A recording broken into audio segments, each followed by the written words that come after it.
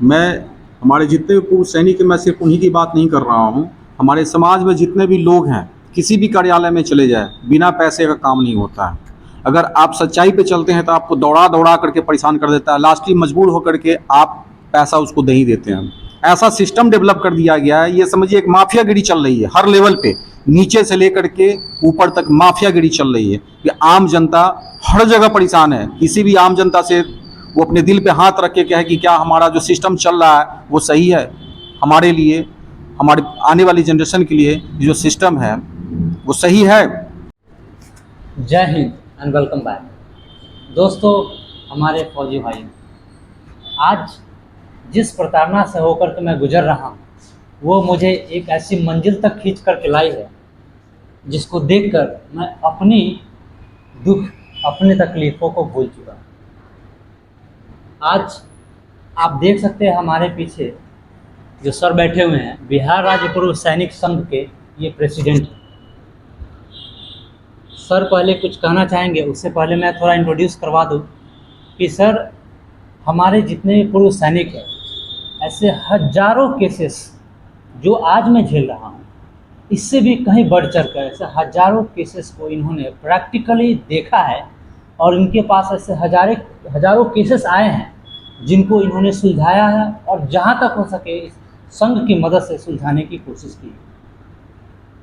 इनका ये एक्सपीरियंस कहता है किस तरीके से जितने भी पूर्व सैनिक हैं और साथ में जो कार्यरत सैनिक हैं वो फौज के अंतर्गत बॉर्डर पे सीमा की सुरक्षा और एक एक मिट्टी की सुरक्षा करते हुए अपने जान की आहुति दे देते हैं, देश के लिए खुद को समर्पित कर देते हैं।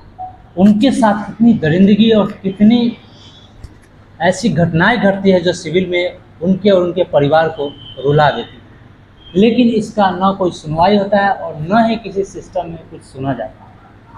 और ऐसे ही सिस्टम से लड़ने के लिए ये एक संघ बनाया जाता है और यहाँ पे जो संघ बनाया गया है, जो पूर्व सैनिकों का संगठन है, जो एक उचित सम्मान जो हमारे पूर्व सैनिकों को तथा जो कार्यरत सैनिक हैं उनको मिलना चाहिए, जैसे कि दूसरे देशों में मिलता है। आप रिसेंटली देख रहे हैं कि इजराइल और ऐसे बहुत सारी देशों में जो युद्ध अभी चल रही है उसमें किस तरीके से दूसरे देशों में एक सैनिक को सम्मान दिया जाता है। वो सम्मान का अगर 50% भी हमारे भारत देश में अगर मिल जाए तो बहुत है। और उसी सम्मान के बदौलत, उसी सम्मान के बलबूते पे हम सैनिक अपना जान न्यौछावर कर देते हैं। लेकिन बहुत बड़ी विडंबना है कि हमारे भारत देश में, स्पेशली बिहार में, ये सम्मान बिल्कुल भी नहीं मिल पाता। ये जुबानी सिर्फ मेरी ही नहीं है बल्कि उन सारे सैनिकों की है, जिसकी पुष्टि आप आज आपके सामने हमारे जो प्रेसिडेंट हवलदार संतोष सर हैं वो आपको बताएंगे और अपना पर्सनल एक्सपीरियंस भी आपको साझा करेंगे। सर प्लीज़ आप कुछ कहें। जय हिंद दोस्तों, मैं हवलदार संतोष कुमार चौधरी, रिटायर्ड, बिहार राज्य पूर्व सैनिक संघ शाखा मुजफ्फरपुर का प्रेसिडेंट अध्यक्ष हूँ मैं। और जिस प्रकार से इन्होंने कहा है पूर्व सैनिकों की समस्याओं को, ये विडंबना है हम लोगों की कि हम लोग एक मंच पे खड़े नहीं हो पाते हैं। हम लोग अलग अलग मंच पे कई ग्रुप बना करके बैठे हुए हैं और पूर्व सैनिकों के लिए जो आवाज़ बुलंद करना चाहिए, एकजुटता जो चाहिए, यूनिटी जो चाहिए, उसके बारे में हम लोग सोच ही नहीं पाते हैं। हम लोग इतना व्यस्त हो जाते हैं अपने निजी जीवन में कि घंटा 2 घंटा समय अगर महीने में निकाल करके अपने संघ को मजबूत करने का प्रयास किया जाए तो उसके लिए भी हम लोग तत्पर नहीं हो पाते हैं। और जिसका परिणाम है कि समाज में हर जगह हमारे पूर्व सैनिकों को, सैनिक भाइयों को प्रताड़ना झेलना पड़ता है, प्रशासन से और समाज के गंदे लोगों से। कहीं ज़मीन की समस्या हो जाती है, आप सही होते हैं, सही जगह पे होते हैं, लेकिन फिर भी आपको, आपकी आवाज़ को न प्रशासन सुनती है और ना कोई सुनने के लिए समाज के लोग तैयार हैं और आपको हर जगह ये समस्या फेस करना पड़ता है।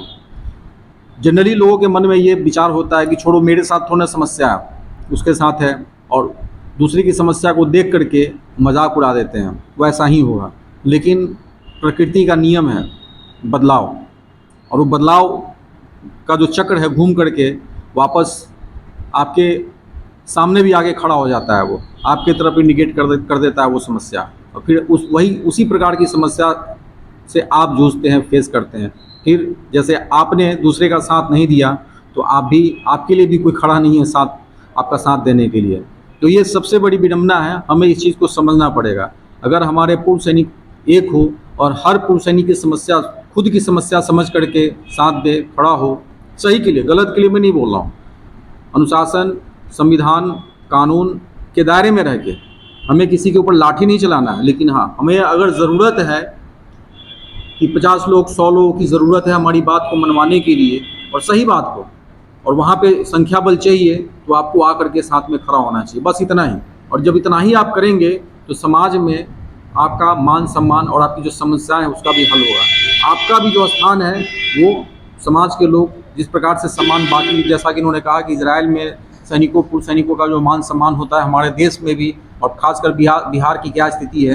तो जब हम एकजुट होंगे, एक प्लेटफॉर्म पे आके खड़े होंगे और अपने सैनिकों के लिए, अपने पूर्व सैनिकों के लिए आवाज़ को बुलंद करेंगे, तो नेचुरली है कि हमारा मान सम्मान सब कुछ बढ़ेगा। और एक इम्पॉर्टेंट बात ये कहना चाहता हूँ कि हम लोग मुजफ्फरपुर ज़िला की बात की जाए तो लगभग 10,000 पूर्व सैनिक, रिटायर्ड पूर्व सैनिक हैं, और लगभग उतना ही सैन्य सेवा में भी होंगे। तो आज मुजफ्फरपुर की जो संख्या है, पूरे पूर्व सैनिक परिवार को जोड़ दिया जाए तो 50 से 60 हज़ार प्लस संख्या हो जाती है, जो एक विधायक बनाने के लिए, एक MP बनाने के लिए, एक जिला परिषद बनाने के लिए। और सबसे बड़ी चीज़ क्या है कि हर पंचायत में अपने पूर्व सैनिक मिल जाएंगे, सैनिक परिवार मिल जाएगा। तो मेरा ये कहना है कि हम लोग एक मंच पे खड़े हों, एकजुट खड़े हों, एक विचारधारा को डेवलप करके, आपस में डिस्कस करके और उसके ऊपर अमल करें और आगे बढ़े, ताकि अगर ये छोटी मोटी जो समस्याएं होती है, हमारा कोई अपना प्रतिनिधित्व नहीं है राज्यसभा में, विधानसभा में, लोकसभा में, जिसका नतीजा है कि हमारी प्रशासन बात सुनने के लिए तैयार नहीं होता है।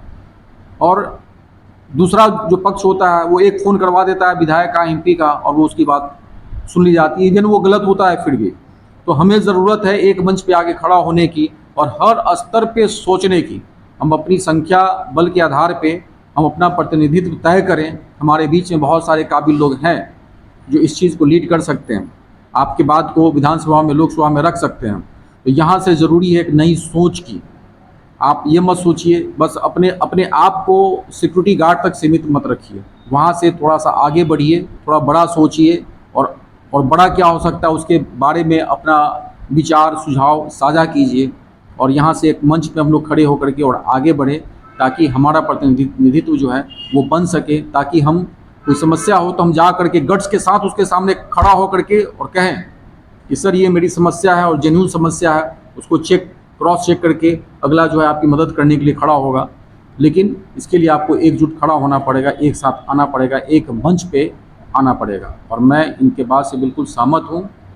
इनकी समस्याएं, ऐसी समस्याएं, हज़ारों समस्याएं हमारे पूर्व सैनिकों के साथ है, कई फाइलें हमारे पास पड़े हुए, लेकिन हमारी यूनिटी की वजह से, हमारी जो यूनिटी खंडित हो रखी है, जिसकी वजह से मैं कोई स्टैंड विशेष रूप से नहीं ले पाता हूँ। तो इसके ऊपर आप लोगों से निवेदन है कि आप लोग विचार करें और एक मंच पे आएँ, और जहाँ जो भी अपना समस्या होता है हम लोग उस सैनिक के साथ, पूर्व सैनिक के साथ खड़े हों।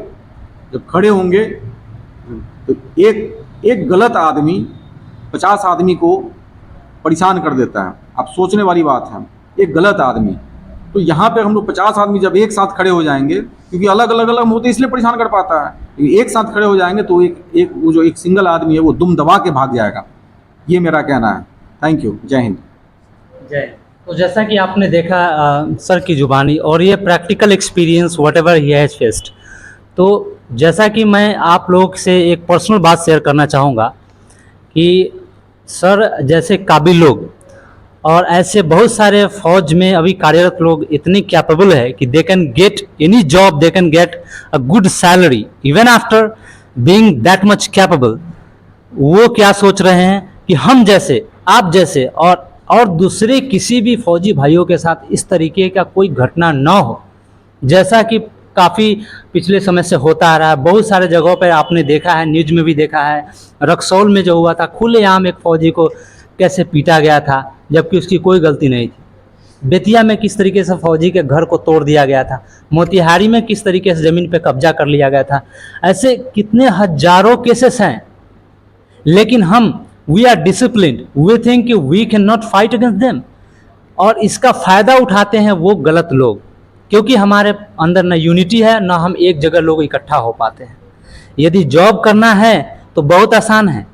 आप सिक्योरिटी गार्ड और सिर्फ गार्ड के बारे में ना सोचें। आजकल ऐसे कैपेबल लोग हैं कि बहुत अच्छा सैलरी, बहुत अच्छा जॉब पा सकते हैं, लेकिन फिर भी वो लोग जॉब नहीं कर रहे हैं। आर्मी से रिटायर्ड होने के बाद या आर्मी में जॉब करने के साथ साथ ऐसे संघ को बना रहे हैं, ऐसे संघ को मजबूत कर रहे हैं जो सिस्टम से लड़ सके, जो आप लोगों के लिए, हम लोगों के लिए आवाज़ उठा सके। तो हमारा और आपका भी एक कर्तव्य बनता है, हमारी, this is our own responsibility, this responsibility is for everyone, कि हम लोग अपना 100% इस तरीके के संगठन में दें, लोगों को इकट्ठा करने में दें, और हम अपना पूर्ण इसमें समर्पित करें। सिर्फ हम अपने प्रॉब्लम को लेकर के नहीं, फक माई प्रॉब्लम, मेरे को, I don't care about my problem, I will solve my issues, मैं अपने प्रॉब्लम को सोल्व कर लूँगा, मुझे कोई फ़र्क नहीं पड़ता है। But I have really fascinating from here after, and I am really glad कि मुझे ये चीज़, ये मौका मिला कि सर के साथ जुड़ने का और ऐसे संगठन में जुड़ने का जहाँ पे ऐसे लोगों का जमावड़ा है जो सिस्टम से लड़ सकते हैं और ऐसे बुराइयों के खिलाफ समाज में खड़ा हो सकते हैं। तो मैं उम्मीद करता हूँ आप सभी से, हमारे मुजफ्फरपुर के स्पेशली जितने भी 5000 6000 पूर्व सैनिक लोग हैं, तथा साथ में जितने भी सैनिक लोग हैं जो अभी रिसेंटली कार्यरत हैं, मैं उम्मीद करता हूँ आप सभी लोग ज़्यादा से ज़्यादा हमारे इस संघ में भी जुटेंगे, साथ ही हमारे साथ इस प्लेटफॉर्म के ऊपर भी जुटेंगे। ये एक ऐसा प्लेटफॉर्म है जहाँ पे मैं कोशिश करता हूँ कि हम अपने सभी फौजी भाइयों को एक साथ जोड़ सकूँ, जिसके माध्यम से हम किसी भी मुद्दा को ऊपर सोशल मीडिया के ऊपर भी ला सकें। Because we know that in this digital world, social media is, backbone. Social media is backbone, and social media is a way to upgrade. Social media एक ऐसा माध्यम है जिसके जरिए हम एक जो पिलर है, जर्नलिस्ट जो न्यूज़ जो एक पिलर है, उसकी मदद से और सोशल मीडिया की मदद से हम अपनी आवाज़ को और बुलंदियों तक पहुंचा सकते हैं। और इस तरीके की छोटी छोटी सिचुएशन को तो हम आसानी से डील कर सकते हैं, और ये तभी होगा जब हम सभी एक साथ एक मंच पे खड़ा होंगे, एक जगह इकट्ठा होकर के किसी भी स्थितियों से लड़ने के लिए एक साथ इकट्ठा होंगे। तो मैं उम्मीद करता हूँ, मैं आशा करता हूँ कि आने वाले समय में आप सभी एकत्रित होंगे और हमारा इस संगठन का और सर का भी साथ देंगे। मैं एक लाइन और इसमें ऐड करना चाहूँगा। मैं हमारे जितने भी पूर्व सैनिक हैं, मैं सिर्फ उन्हीं की बात नहीं कर रहा हूँ, हमारे समाज में जितने भी लोग हैं, किसी भी कार्यालय में चले जाए, बिना पैसे का काम नहीं होता है। अगर आप सच्चाई पे चलते हैं तो आपको दौड़ा दौड़ा करके परेशान कर देता है, लास्टली मजबूर होकर के आप पैसा उसको दे ही देते हैं। ऐसा सिस्टम डेवलप कर दिया गया है, ये समझिए एक माफियागिरी चल रही है हर लेवल पे, नीचे से लेकर के ऊपर तक माफियागिरी चल रही है कि आम जनता हर जगह परेशान है। किसी भी आम जनता से वो अपने दिल पे हाथ रख के कहे कि क्या हमारा जो सिस्टम चल रहा है वो सही है, हमारे लिए, हमारे आने वाली जनरेशन के लिए जो सिस्टम है वो सही है, उनका जवाब होगा नहीं। आप अपने आने वाले जो भी चुनाव होता है तो उसमें ये देखते हैं कि हमारा जात वाला है, हमारा जान पहचान वाला है, हमें इसने मुर्गा खिलाया था, इसने हमें दारू पिलाया था, ऐसे लोगों को हम लोग वोट कर देते हैं। हम लोग ये नहीं सोचते हैं कि आज जो समस्या हम फेस कर रहे हैं, ये समस्या हमारी आने वाली जनरेशन नहीं फेस करे। हम ये नहीं सोचते हैं कि आज शिक्षा जिस प्रकार से देश में शिक्षा की समस्या है, हर आदमी अगर शिक्षित होगा, एजुकेटेड होगा, तो वो सेल्फ निर्णय लेने में सक्षम होगा कि सही क्या है, गलत क्या है, और सही गलत में फ़र्क करके वो सही का साथ देगा। तो ये सिस्टम कहीं ना कहीं बहुत कुछ कहता है, आपको जगाने का प्रयास करता है, आप जगिए। और आने वाले समय में हम लोग पूर्व सैनिक झंडा गाड़ने वाले हैं, और 2025 का जो चुनाव आएगा बिहार में विधानसभा का, क्योंकि बिहार एक लेबर स्टेट बन के रह गया है। पिछले 70 सालों में बिहार की क्या दशा है वो आप देख सकते हैं। और इसमें 2 लाइन में ऐड करूंगा। पहला लाइन ये है कि बिहार वो धरती है जो विश्व को पहला विश्वविद्यालय दिया, नालंदा विश्वविद्यालय, जिस धरती से शिक्षा का प्रचार हुआ, जहाँ से शिक्षा पूरे दुनिया में गया। आज उस बिहार की दशा हम बिहारवासियों ने क्या कर दिया है, ये आप लोगों को सोचने की जरूरत है। दूसरा लाइन बोलते हैं अमेरिका जो है वो दुनिया का सबसे बड़ा डेमोक्रेसी है, और भारत जो है it is a largest democracy. तो डेमोक्रेसी जो बिहार ने वैशाली जिला से पूरे विश्व में फैला, जो प्रजातंत्र जिसको कहते हैं, आप सोच के देखिए। और उस प्रजातंत्र में बिहार की दशा क्या है, जिन्होंने पूरी दुनिया को प्रजातंत्र सिखाया, आज वो बिहार जातिवाद में अपने आप को इस प्रकार से घुसा के बैठा हुआ है कि बिहार को बिल्कुल माने सबसे भारत के अंदर अगर राज्यों की तालिका बनती है तो बिहार सबसे नीचे स्थान पे आता है। और ये गलती किसकी है? हम बिहार वासियों की गलती है। इसको समझना पड़ेगा। हम लोग इन सब चीज़ों से ऊपर उठ करके सही का साथ दें। ये दो चीज़ें जो हैं आपको सोचना पड़ेगा, एक तो शिक्षा और ये जो प्रजातंत्र जो बिहार ने दिया, और इन दोनों को पूरी दुनिया डेवलप कहाँ से कहाँ जा रही है और हम लोग बिहार को कहाँ से कहाँ ले जाना चाहते हैं, ये विचारणीय है। तो आज मैं आप लोगों से निवेदन करना चाहूँगा कि आने वाले समय में पूर्व सैनिक सही आदमी का साथ दीजिए। Thank you. जय हिंद।